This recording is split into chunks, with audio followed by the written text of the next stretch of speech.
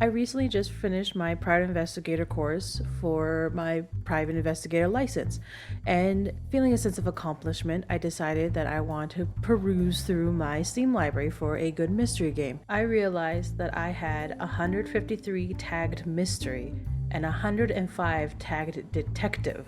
I was honestly kind of shocked. I knew I had a lot, but I didn't realize how many I had. And I thought, if I had this many anyway, why not just make some videos about them? My games that have both mystery and detective are only 83 games. I just wanted to say that. Okay, so this is sort of my, I guess, review of these mystery games. But I knew I had to start off strong. I needed the perfect game to sort of set the tone for the rest of this series. I had a few games starring, oh boy, here we go, Hercule Poirot. I am Hercule Poirot? Yes, madam. A good sized selection of Sherlock Holmes games. My conjecture is that he'll be murdered.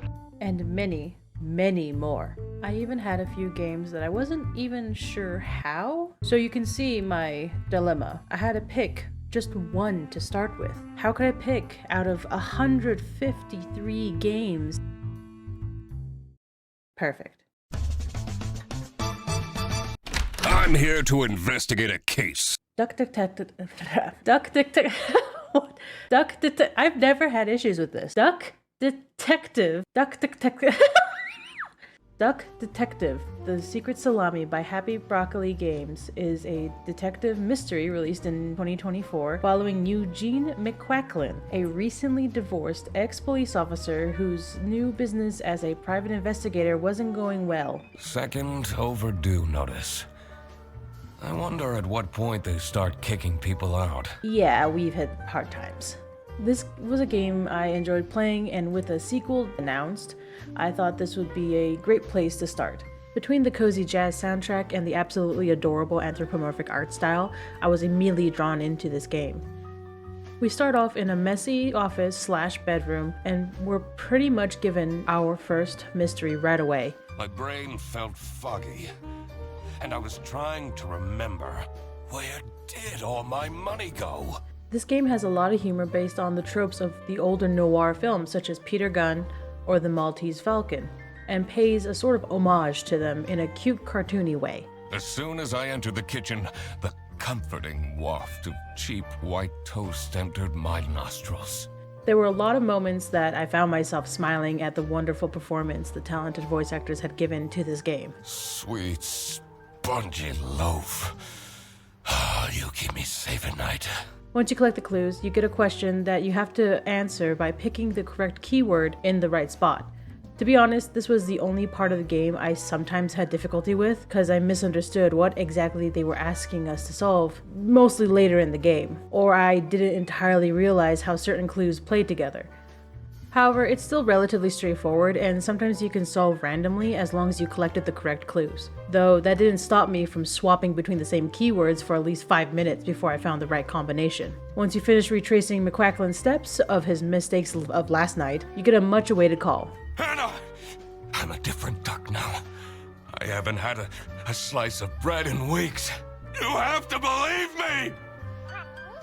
Oh. Yeah, you're speaking to the duck detective. Finally a case.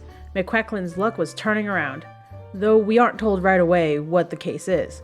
Once we arrive at our next location, we get a look at another part of the gameplay. I really loved the art direction in the investigation with the more detailed art through the magnifying glass to see specific clues. It was sometimes a surprise getting a better look at these characters. We eventually are informed about our client's case and about their stolen lunch, and the case gets a little bit more deeper than we originally anticipated. Now, playing through this game, unraveling a larger mystery is always fun, especially when it started out such a small and simple crime. But we came for a specific job, and we need to see if this mystery holds up.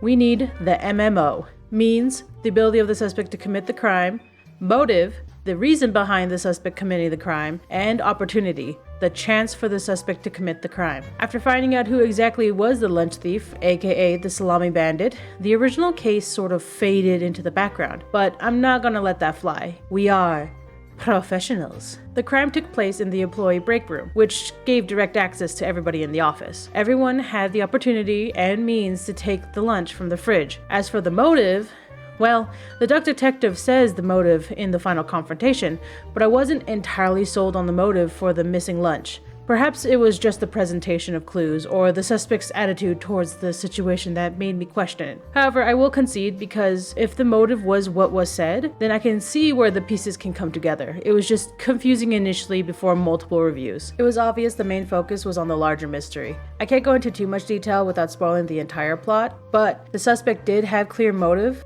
They had clear means to complete their task of said crime, and there was plenty of opportunity. I say this game satisfies the criteria for the MMO. As for difficulty of the mystery, I will give this game a 2 out of 5 gray cells. There were a few simple twists and turns with the red herrings that kept things interesting, but otherwise it was a very chill and relaxing mystery to solve within the estimated 2 hours of gameplay. And for my fellow parents asking, great, but will it be alright for my child to play? You never know with these cutesy games nowadays. You're right, but I wouldn't be concerned with this game. There wasn't any crazy language that I would have been concerned about having my child be exposed to it.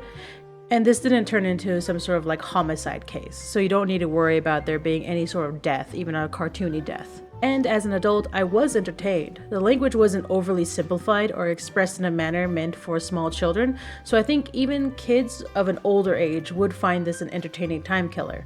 I would consider this A-okay for a junior detective of just about any age. As you can tell from my praise, I enjoyed this game very much. It wasn't a huge brain teaser or had any ground-shaking surprises, but sometimes you need something like that. A nice cozy game where you can listen to some nice jazz and play through a cute noir mystery with some colorful characters drawn in a style that I found very comfortable to look at. Absolutely would give this game a personal 5 hearts out of 5 and would absolutely recommend this for you to try. I am very excited to see what the Duck Detective gets up to in the sequel.